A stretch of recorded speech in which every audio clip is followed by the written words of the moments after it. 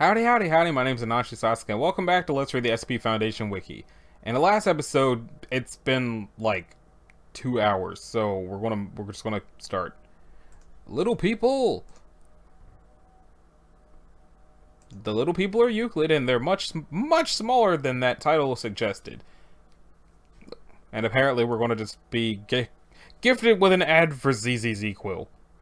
There it goes. All instances of 881 are stored in the Deleth basement of Site-35. Deleth basement's air and water filters must be checked and cleaned weekly, as well as after any research extraction or insertion. The instances grow their own food provided by artificial sunlight, provided the artificial sunlight is continually functioning. Before I continue, I just want to say, I can now only assume that this is like the town from Thomas the Tank Engine and Shining Time Station and all that, from when I was a kid. I probably just aged the crap out of myself. But anyway, SCP-881 is composed of, 9,891 instances, each representing part of the former human, animal, and plant life of the cities of blank and blank, which underwent a spatio-physical transformation during the containment and destruction of SCP-something-D. The instances of 881 have been shrunk to a fraction of their former size. The scale varies from subject to subject, such that the largest human is roughly 15 centimeters tall, and the smallest is 2.5 millimeters tall. The physical conditions that allow for 881's continued existence have been detailed by Dr. Forbes in Data Expunged. The Forbes effect allows the 881 instances to breathe regular air, metabolize regularly or differently scaled food and water, and otherwise interact with matter in different scales. 881 instances can't communicate verbally, though the smallest instances are nearly inaudible to anyone but themselves. Self-aware instances of 881 are numbered individually in order to keep track of social relationships. Since the incident and subsequent isolation, instances have formed a distinct social structure between themselves. Instances 2166 and 1144 are currently nominated the leaders and managers of the population. Excerpts of Incident Log. Interview 12. Interviewer Dr. Dahmer. Interviewer: Mr. Hexton, you've assured me that the sterilization procedures were carried through 100% of the population. Yes, well, sorry. You know how hard it is to keep track of what the inchers do in public, let alone in private. No, inchers is the term the instance is used for those of themselves below 5 millimeters in size. Before I go into length regarding the meaning of 100%, Mr. Hexton, let me point out that we have a record of 2 new instances on the 5 centimeter to 10 centimeter range. I honestly don't know what happened, Chief. I saw the doctor clip one of those women, and he assured me the other one was just the same. If these couples do not report on how they bypass sterilization, we will consider more intrusive means, Mr. Hexton. Do not think we won't. Hey, Chief, these are blank citizens. They're all stressed. They want to know what you guys are going to get us to regular size. A schedule or whatever you scientists use, you know? You are not blank citizens any longer, and you will know when we deem it proper. Now, if I hear one more child, we're cutting off all entertainment feeds. With all respect, Chief, I think that just makes things worse. Memorandum C-331. Forbes: Is this tone really necessary, Dahmer? These people are traumatized enough as it is. SCP are not people, Forbes. Did you skip basic personnel instruction? Heavens, half of them still think they're going home someday. Now that's inhuman. Request ETA 55. Continuity of research on reversal of Forbes effect. Rejected by 057. Incident K6. In the past month, 2 researchers, Dr. Blank and Blank, as well as 6 disposable folk, redacted, which previously had been in contact with 881, have reported to medical with cases of ulcers and internal bleeding in the lungs, inner ear, and other cavities that could be exposed to the air of Deleth basement. Security changes post-incident K6. Ingesting or inhaling matter affected by the Forbes effect may cause cellular damage to living beings. 881 matter reassigned to biosafety level 3. Interview 20. Interviewer Dr. Dahmer. We have not managed to replicate the source of the contamination from 881 yet. The filters show no foreign matter, yet we've lost 2 more D classes. Until we solve this puzzle, you're in lockdown. You know, we could help you with that. We have some very clever people down here. You are not researchers 881-2166. You are test subjects. I misspeak. You're research material. But I did just get a word of something you scientists couldn't figure out. The unexplained pregnancies. Yes. Turns out this surgeon's been training Inchmen as helpers, and he's been sewing the women back as a kind of underground resistance. No need for catheters, right? When a guy could just crawl up there and... You will deliver us this man's designation immediately. Next week we're initiating radiotherapeutic sterilization of your entire population. What? That's dangerous. You can't do that to us. Be happy we don't throw the whole lot of you into the incinerator. We've been tolerating more than our share of inconveniences and respect that you were humans once, but this is enough. It's time for you to act your size. Very well, Chief. Sir, we'll get ready. Incident K8 expunged. Dahmer. Fuck. Can't bypass site lockdown. Can anyone hear me? Damn ants hiding under our nose hairs this whole time. Think you're fucking clever now? Couldn't find contaminants in the air if the contaminant can see it coming and hide. I'm bleeding off every pore. Call it 05. Nuke this fuck. What's in my eye? Security changes post-incident K8. All air, food, and water in Site-35 to be decontaminated at 5-9's biological level and cycled. Surviving affected personnel to be screened for cellular damage and remain quarantined pending full decontamination. 8881 matter is reassigned to biosafety level 4 and is barred for research until containment procedures are revised. Minimal size of SCP instances to be revised pending examination of captured instances of 881-9892 through 34,461 or 16. So there's like over 20,000 of them that are unaccounted for. Also, I feel like it wouldn't have gotten to this point if Dahmer wasn't an asshole.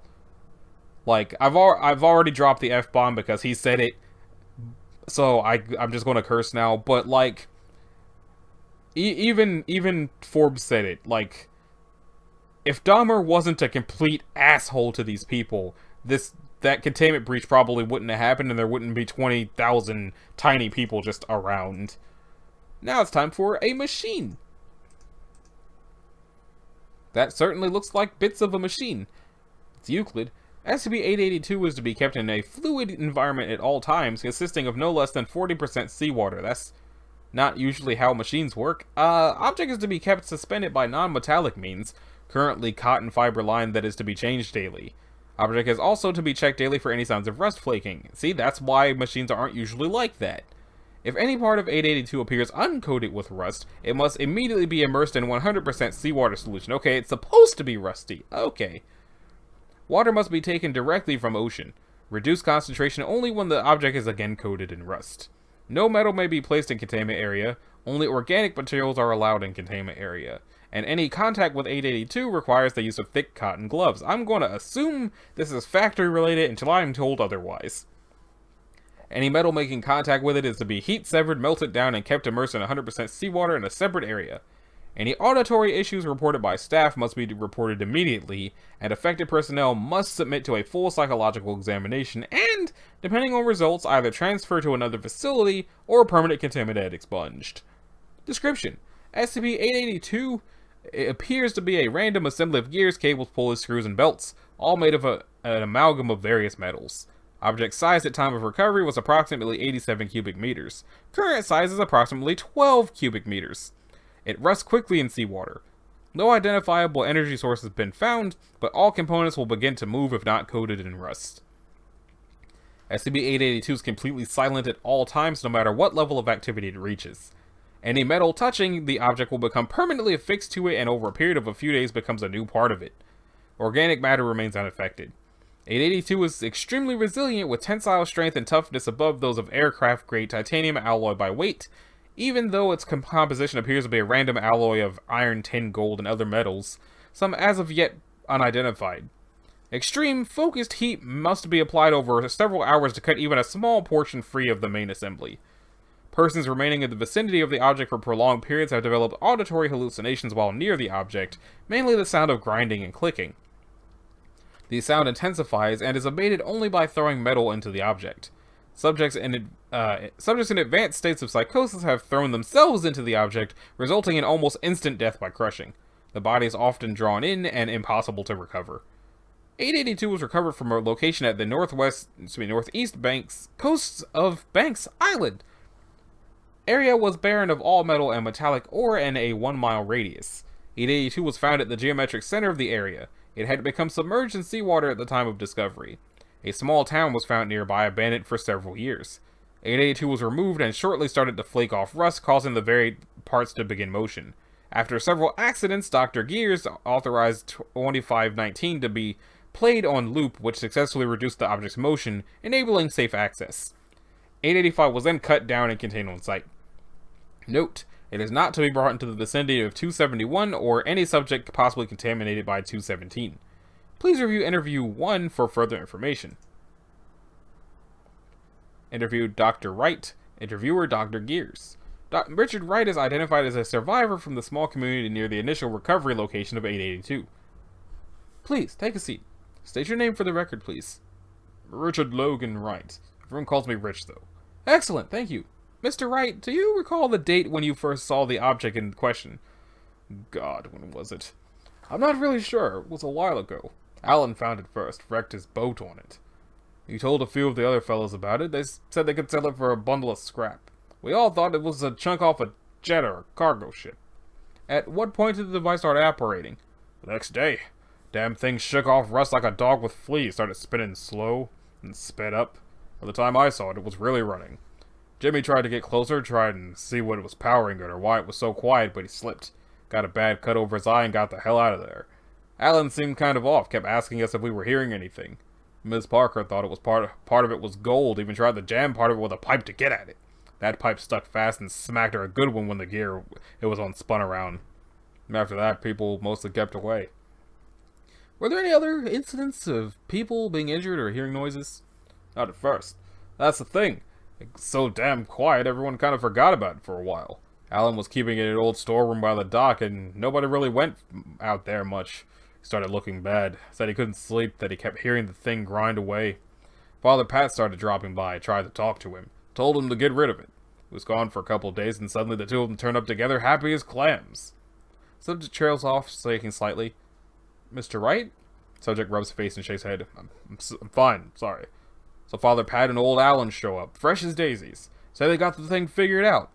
I wasn't paying that much attention this whole time. The whole thing had me spooked. But hearing stuff from the storeroom, grinding and squealing, really quiet.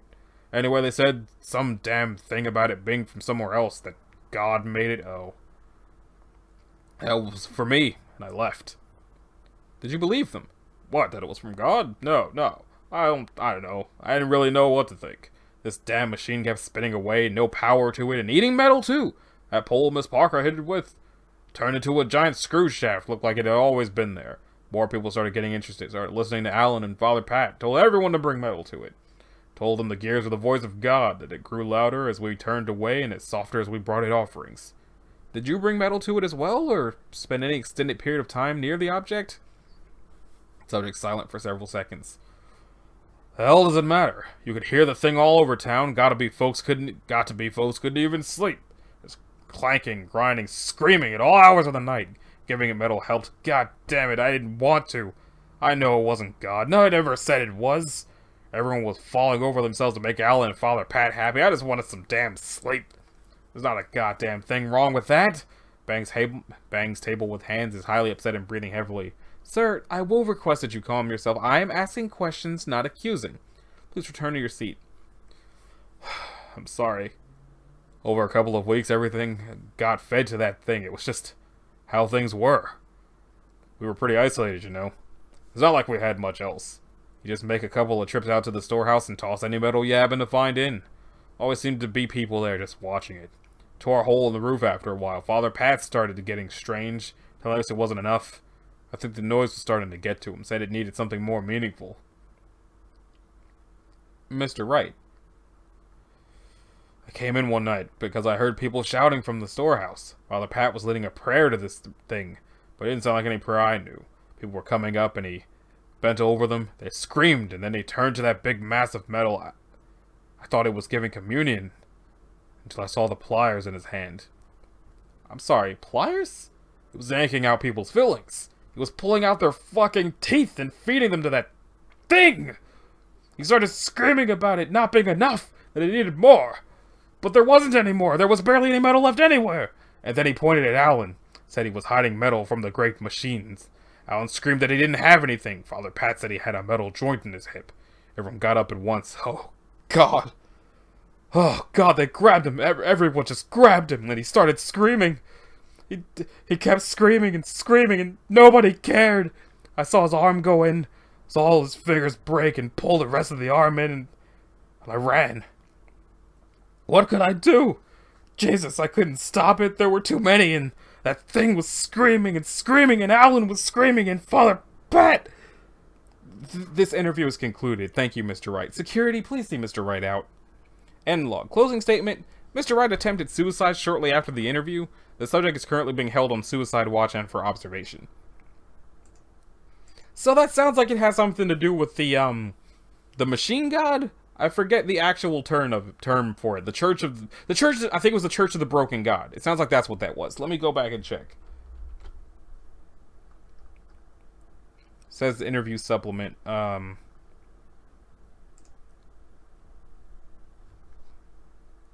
Click.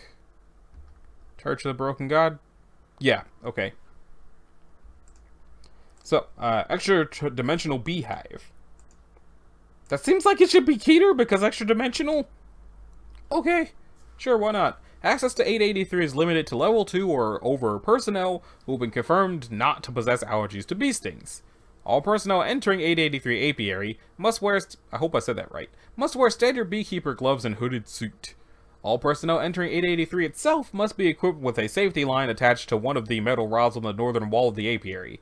No personnel may venture more than 2 kilometers into SCP-883 without authorization from 2 level 4 personnel. All personnel planning on venturing more than 2 kilometers are also required to do so in groups of 2 or more. Please do not remove bee or honey specimens from the apiary without prior authorization from Doctor, whoever that is. SCP-883 is a large fixed-frame beehive contained in a wooden shed approximately 3 meters tall, 1 meter wide, and 2 meters deep on the outside. The inside appears to be much larger than the shed's outer dimensions, so clearly it's some sort of bee TARDIS, with layers of honeycomb on the walls of the hive surrounding passages that extend for at least 8 kilometers from the entrance. The interior of the hive is arranged in a maze-like fashion, although no dead ends have yet been encountered. The bees inside do not match any known species of genus Apis. Most disturbingly, the bees found further into 883 appear to be very different from normal honeybees. Bees found more than 1.5 kilometers in possess 1 pair of wings more than normal honeybees. Bees found more than 2 kilometers are highly aggressive, possess a toxic sting that has failed to respond to any treatment administered so far. Several specimens recovered from more than 7 kilometers do not appear to be insects at all, possessing data expunged. The honey extracted from 883 also varies in composition depending on how far in from the entrance it was retrieved. Honey retrieved from more than 1 kilometer has mild narcotic effects, and honey retrieved from more than 4 kilometers is not safe for human consumption due to high levels of arsenic. It is not known where the bees get food or water from, nor has it been determined what supplies them with nectar for making their honey. Addendum A, due to the events of data expunged, travel more than 6.5 kilometers into 883 is forbidden. Doesn't seem to be tied to anything other than extra-dimensional.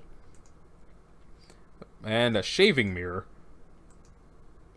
It used to be safe and not anymore. Used to say it is to be stored in locker 147 at site someplace, may be requisitioned for research with the approval of either Dr. Cho or Dr. Ignat. Now it says, due to the events of January 11th, 2000 something, all access is currently denied and all requests to examine it are to be submitted directly to 05 blank for approval. It is to be placed in deep storage at site someplace. Is it the same site? Who knows? I certainly don't. It's 84-4 is a men's shaving mirror made of glass and ivory, but not ebony, presumably constructed at some point around 1914. It is the last remaining object in what was originally a complete set of men's grooming tools, the others having been lost to testing and theft early this century. Other notable examples include 2, alias the Razor, which was stolen by the Chaos Insurgency during their split with the Foundation, and 6, alias the Comb, which was neutralized following incident 884-64172. For more additional information on the remaining objects classified as 884, please see File 884 Original Collection. 884 possesses a mild hallucinogenic quality. Subjects who have used it while shaving reported an inability to perceive the removal of hair, causing repeated attempts to shave areas of the face that, in reality, have already been shaved. This usually results in irritation and has in one instance contributed to the accidental severing of the corduroid artery. And it used to say, other than this, no significant effects have been recognized. As of December 12, 19-something, it is remanded to Storage Locker 147. See Addendum 49 and 410. Okay. Addendum 1. At the insistence of Insurgency Defector A something, one of 3 operatives to openly approach the Foundation with information about the insurgency and request the opportunity to rejoin, Foundation officials have ordered 4's containment staff to move the object to a safer location at Site Blank. Addendum 2. February 19th, 1950 something, Incident Report 4. Following the deaths of Agent Norris and Dr. Ignat on October the 14th, 19 something, at the hands of the Chaos Insurgency personnel, Insurgency Defector A is to be terminated. Reclassified as lost. Okay. Addendum, this at 4 through 9, right? Okay. Recovery Report 4. Successful raids on suspected insurgency storage locations resulted in the recovery of SCP blank, SCP-8844, SCP blank, and no fewer than blank anomalous objects. 4 was discovered in an insurgency lab with several extensive experiments set up, including data expunged and data expunged.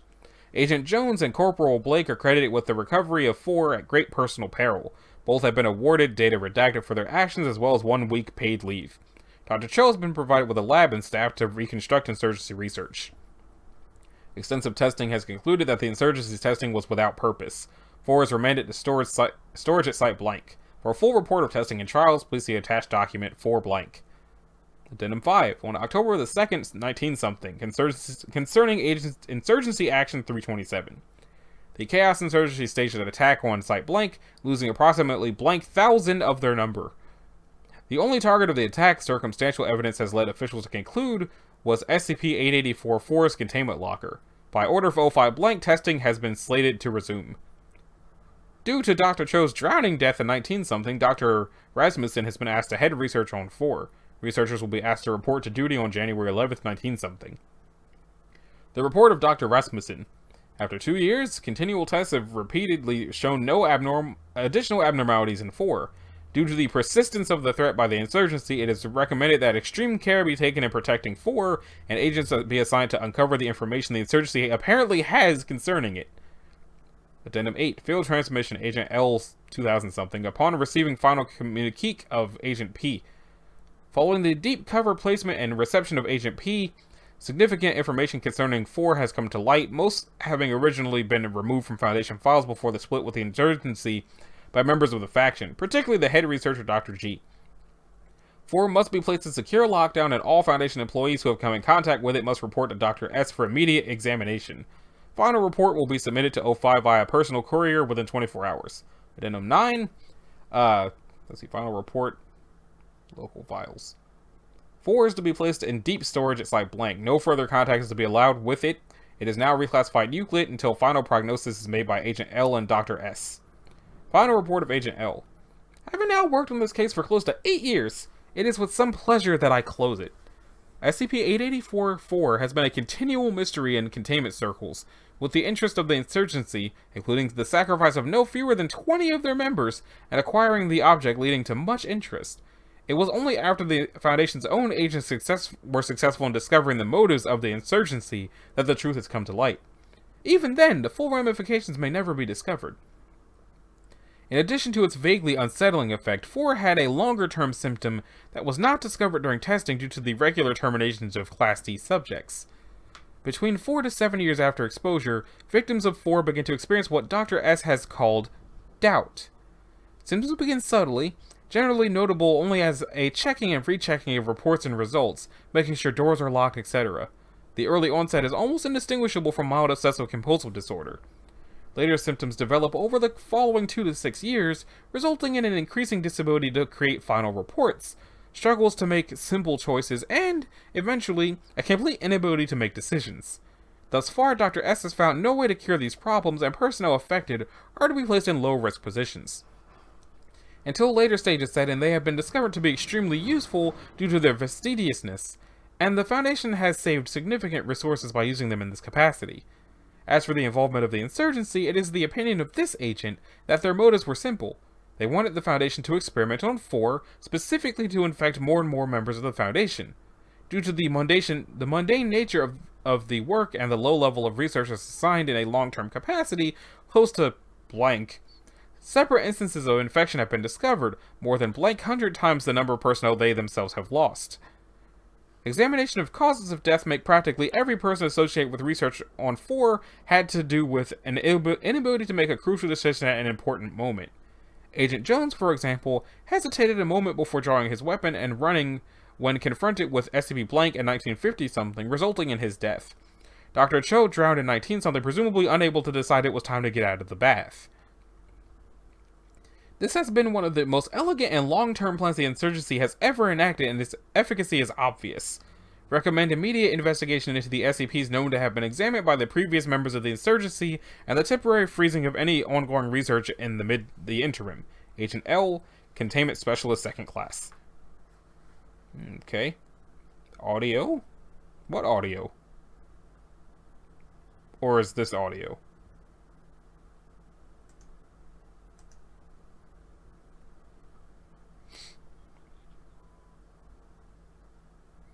I mean, I literally just read that. There's no real point in listening to it. So what's up with this? The bag, the razor, the shaving cup and brush, the shaving mirror, the scissors, the comb, the tweezers. And what are the ratings of these things? Let's see. The bag was safe. The razor, Euclid. The shaving cup and brush, Keter. The shaving mirror, we just read that. The scissors... it was originally Euclid, then moved to Keter. Under today's standard, it would probably be listed as safe. The comb is Thaumiel.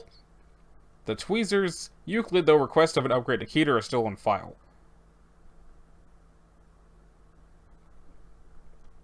This sounds like it would be an interesting read, but it also doesn't feel like I need to. If anybody wants me to come back around to it, let me know in the comments.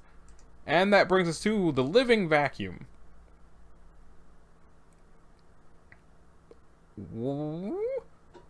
It's Euclid. SCP-885 is contained within a welded steel container in storage area blankety blank. The storage area must be kept at negative pressure at all times to reduce possibility of escape. Air movement within the storage area is to be monitored at all times.